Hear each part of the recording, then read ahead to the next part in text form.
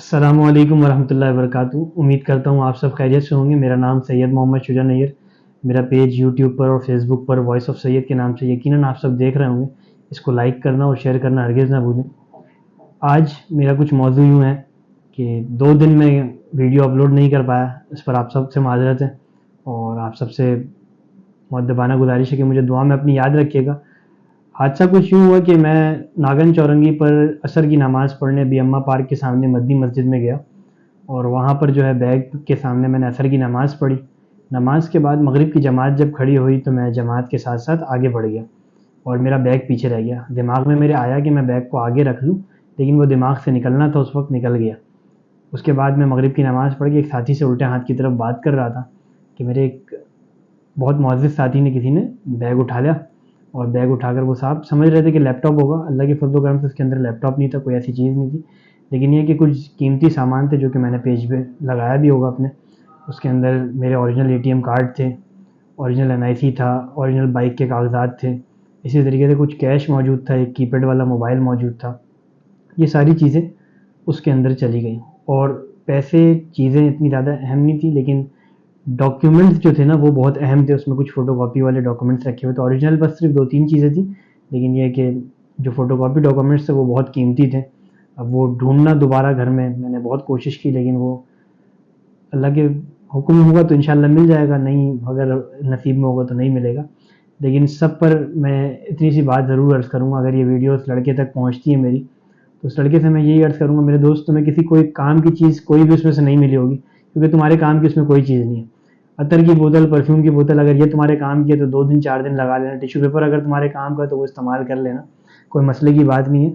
لیکن مسئلہ یہ ہے کہ اتنی چھوٹی عمر میں اگر تم یہ سب کرو گے دوست تو پھر کیا بنے گا تمہارا بڑی عمر تک تو پھر، اور اس کا عذاب بہت سخت ہے۔ اس پر مجھے ایک شعر یاد آتا ہے، بہت اچھا بھی شعر ہے اور بہت کڑوا بھی ہے، کسی کو ہضم نہیں بھی ہو شاید۔ جو ہوں فرعون میں ان کو خدا کہہ دوں یہ مشکل ہے، جو ہوں کذاب میں ان کو انبیاء کہہ دوں یہ مشکل ہے، مجھے سولی پہ لٹکا دو مجھے تم قتل کر دو، مگر میں رہزنوں کو رہنما کہہ دوں یہ مشکل ہے۔ رہزن کہتے ہیں چوروں کو میں اپنا رہنما کہہ دوں یہ مشکل ہے، تو یہ میرے لیے تو انتہائی مشکل ہے۔ اور میں اس بات پر دوبارہ آپ لوگوں کو یہی عرض کروں گا کہ میرے نبی کریم صلی اللہ علیہ وسلم کی مثالیں دی جاتی ہیں، اللہ کے نبی کی مثال دی جاتی ہے کہ اللہ کے نبی رحمۃ للعالمین تھے، ایسا معاشرہ قائم کیا، ایسا نظام قائم۔ میرے عزیز دوستو، جب اللہ کے نبی نے انصاف قائم کیا نا تو پھر یہ سارے معاملات اچھے ہوئے۔ صحابہ کرام اپنے حق اپنا حق چھوڑ کر دوسرے صحابہ کو حق دینے والے بن گئے۔ ایسی قربانیاں دی ہیں صحابہ نے، اپنے باغوں کو قربان کر دیا اللہ کی رضا کے لیے۔ آج ہم ان سب چیزوں میں، ابھی ایک ساتھی بتا رہا ہوں، میں نے دیکھا بھی انٹرنیٹ پر بھی، خود بھی دیکھا میں نے، کہ سافٹ ویئر انجینئر ایک لڑکا تھا، صبح وہ جاب کرتا ہے اور رات میں جو ہے وہ یہ چھنتائی وغیرہ اسنیچنگ وغیرہ کرتا ہے۔ اب سوچو پکڑا گیا، اس کو اتنا مارا بیچارے کو، 3 لڑکے تھے بیچارے اس طریقے سے، پڑھے لکھے لڑکے، اور نوجوان نسل کر رہی ہے بھائی، جس کے پاس تھوڑی بہت پیسے ہیں وہ گن لے رہا ہے، یا گن بھی نقلی لوگ لے کر، اکثر لوگ نقلی گن کے ساتھ یہ کر رہے ہیں۔ تو میرے عزیز دوستو، بھائیو، بزرگوں، تھوڑا سا احتیاط برتنا ہمیں خود بھی چاہیے۔ میں خود بھی بہت شرمندہ ہوں اپنی غلطی پر، کہ میری غلطی اپنی ہے کہ میں نے بیگ جو ہے بھول گیا، جو کہ بھولنا نہیں چاہیے تھا مجھے۔ لیکن میں یہی کہوں گا کہ ہماری نوجوان نسل کو ہو کیا گیا، تعلیم یافتہ ہونے کے ساتھ ساتھ وہ یہ سارے کاموں میں اب لگ گئے۔ مانا کہ مہنگائی ہے، مانا کہ پریشانیوں کا عالم ہے، لیکن اس طریقے سے کسی کے چیزوں کی کیا کہتے ہیں وہ چوری کرنا اور پھر اس کو پریشان کرنا، یہ اللہ کے نبی کی سنت نہیں۔ مسلمان ہو کر مسجد سے یہ سارے حرکتیں کرنا، کیا ہمارا دین اسلام یہ اجازت دیتا ہے؟ اور میں حکومت وقت اور اداروں سے میں یہ اپیل کرتا ہوں اس ویڈیو کے ذریعے کہ ایسے قانون کو بنایا جائے جیسے عرب کے اندر قانون ہے، چوری کرنے پر ہاتھ کاٹنے کی سزا۔ میرے پاس کیمرے کی ویڈیو ریکارڈنگ ہے، لیکن ابھی تک کوئی رسپانس کہیں سے بھی نہیں آیا۔ میں نے ہزاروں جگہ اس ویڈیو کو بھیجا بھی اور لوگوں تک پہنچایا، لیکن ابھی تک مجھے کوئی رسپانس نہیں آیا۔ تو یہ کیمرہ لگا ہوا ہے اور پھر کیمرے لگے رہنے کے بعد شکل بھی آ جانا، پھر اس کے بعد بھی کوئی رسپانس نہیں آنا، تو یہ انتہائی افسوس کی بات ہے۔ ہماری انٹیلیجنس ادارے پورے دنیا میں نمبر 1 مانے جاتے ہیں، لیکن آج ہمارے انٹیلیجنس کے لوگ ایک ویڈیو سے ایک بندے کو تلاش نہیں کر پاتے۔ آج ان کے گھر کے کسی میں نام نہیں لیتا، کسی افسران کے بچوں کا ہو تو پھر فوراً اس بچے کے ساتھ کیا کہتے ہیں سارے معاملات اس کے حل ہو جاتے ہیں۔ میرا اپنا سگا بھانجا جب سمندر میں ڈوبا تو 1 دن کے بعد اس کی لاش ملی۔ اگر یہی کوئی افسر کا بچہ ہوتا تو راتوں رات اس کی لاشیں بھی مل جاتی۔ میرے عزیز دوستو، یہ ہم دو طرفہ نظام کو قائم کیوں کیا ہوا ہے؟ اللہ کے نبی نے جو نظام غریبوں کے لیے قائم کیا تھا وہی نظام امیروں کے لیے بھی قائم کیا تھا. جو نظام مالداروں کے لیے تھا وہی نظام جن کے پاس مال نہیں تھا ان کے لیے بھی وہی نظام تھا. آج ہمیں کیا ہو گیا؟ ہم نبی کریم صلی اللہ علیہ وسلم کی مثالیں دیتے ہیں. نبی کریم صلی اللہ علیہ وسلم نے اپنے صحابہ کی تربیت ایسی کی تھی کہ صحابہ کرام رضوان اللہ تعالیٰ علیہ اجمعین جس جگہ پر صبر کرنا تھا نا وہاں شکر کے الفاظ کہا کرتے تھے. صحابہ کا تو وہ مقام تھا. آج ہم صحابہ کے مقام کے بارے میں بات کرتے ہیں. صحابہ نے کر کے نہیں، صحابہ نے کہہ کر نہیں، کر کے دکھایا. میرے عزیز دوستوں، میرے ساتھ اتنا بڑا واقعہ ہوا، میں سچ بتاؤں میرے ساتھ یہ بہت بڑا سانحہ تھا، لیکن میں یقین مانے میں اللہ سے اس پر اچھی کی امید رکھتا ہوں کہ اللہ نے اگر میرے ساتھ کچھ ایسا ویسا کیا ہوا ہے میرے ساتھ تو اس پر یقیناً کوئی نہ کوئی اس پر مصلحت ہوگی اور کوئی اچھا عمل میرے ساتھ ہوا ہوگا. ورنہ کوئی بھی جو غلط کام ہوتے ہیں انسان کے ساتھ اس پر ایسا کبھی نہیں ہوتا. کوئی برائی تو نہیں ہوگی، مجھے کیا پتا کہ میرے ساتھ کیا ہونے والا تھا، لیکن ایسا ہو سکتا ہے کہ کوئی برائی تو نہیں. یہ اللہ بہتر جانتا ہے، غیب کریں تو اللہ کو بہتر طریقے سے علم ہے. میرے عزیز دوستوں، بھائیوں، بزرگوں، اس ویڈیو کے ذریعے میں اداروں کو بھی یہ پیغام دینا چاہتا ہوں کہ پلیز ایسے نظام کو قائم کریں. ریکویسٹ کر رہا ہوں، ہاتھ جوڑ رہا ہوں میں آپ تمام اداروں کے لوگوں سے کہ ایسے لوگوں کو کیفر کردار تک پہنچائیں. ورنہ اس ملک کے اندر نوجوان نسل چوریاں کرتے پھر نظر آئیں گے ہمیں. یہ ملک پھر پڑھا لکھا نظر نہیں آئے گا ہمیں. پاکستان ایک اسلامی ریاست ہے اور اسلامی ریاست کے اندر مسجدوں کے اندر چپلیں چوری ہونا، جوتے چوری ہونا، پھر اس کے بعد بیگ چوری ہونا، لیپ ٹاپ چوری ہونا، یہ عام ہو چکا ہے.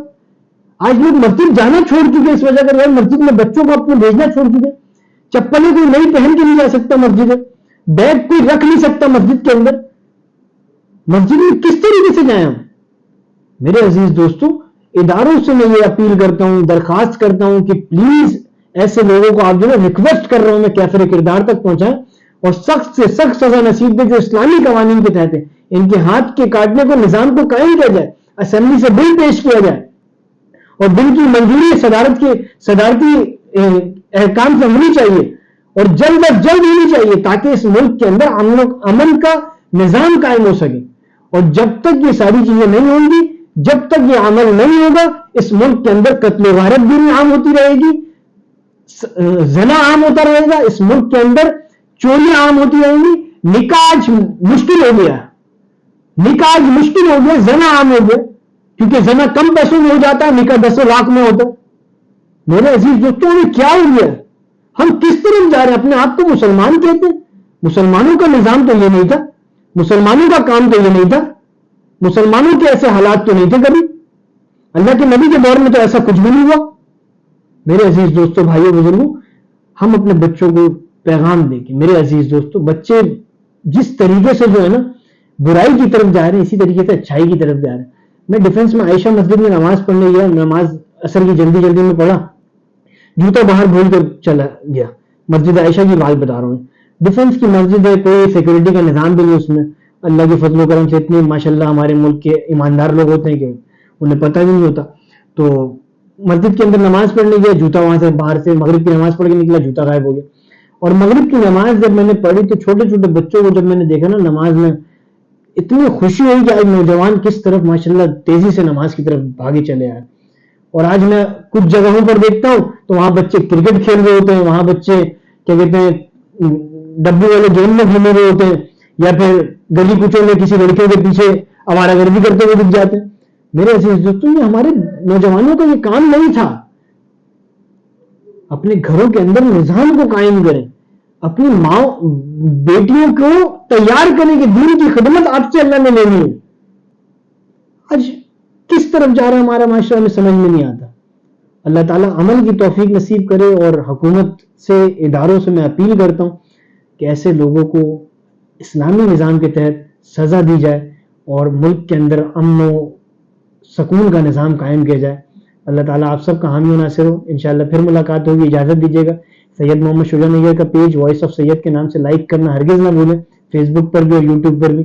اللہ تعالیٰ آپ سب کو جزائے خیر دے. السلام علیکم ورحمۃ اللہ وبرکاتہ.